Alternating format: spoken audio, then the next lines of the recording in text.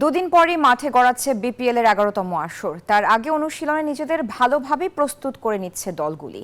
এরই মধ্যে বিভিন্ন দলের সাথে যোগ দিয়েছেন বিদেশি ক্রিকেটাররা।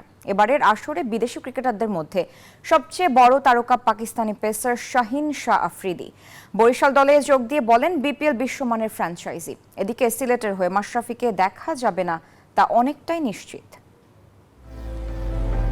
বিপিএল মানেই তারার মেলা। এবারের আসরে সবচাইতে উজ্জ্বল নক্ষত্রের নাম শাহিন শাহ আফ্রিদি। বিশ্ব র্যাঙ্কিংয়ে 2 নম্বরে থাকা এই পেসার মাঠ মাতাবেন গেল আসরের চ্যাম্পিয়ন বরিশালের হয়ে। যদিও বিপিএল এর পুরো আসরে মাঠে পাওয়া যাবে না আফ্রিদিকে।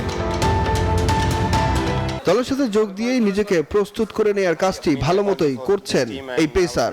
বলেন, বিপিএল বিশ্বমানের franchise league.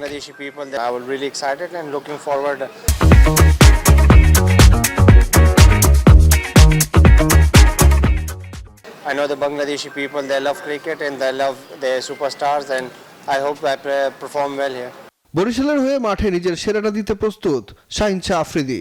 I'm just trying to hit my right areas early on in T20 cricket. You know T20 cricket wicket is too good for batting, so just mix up and use my variation. Also good bowlers in the world, so just trying to hit my good areas. এদিকে সিলেট দলে মাশরাফিকে রাখা হলেও fit না থাকায় এ আসরে না খেলা অনেকটাই নিশ্চিত বলছেন সিলেট স্ট্রাইকারের কোচ মাহমুদ ইমন।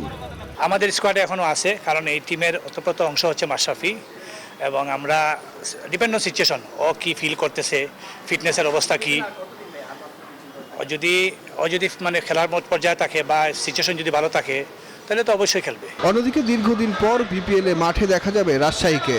এই দলের হয়ে প্রতিপক্ষ বোলারদের শাসন করবেন মারকুটে ব্যাটার জিসান আলম। রাজশাহীর হয়ে প্রতিটি ম্যাচেই ব্যাট হাতে জ্বলে উঠতে চান তিনি। আমি চেষ্টা করবো আমার ভালো ক্রিকেটটা খেলার, পেশেন্ট না, জাস্ট ফোকাস থাকবো, ম্যাচ বাই ম্যাচ খেলার চেষ্টা করবো, ভালো খেলার চেষ্টা করবো। আগামী 30 ডিসেম্বর ঢাকা পর্বের ম্যাচ দিয়ে মাঠে গড়াবে বিপিএল।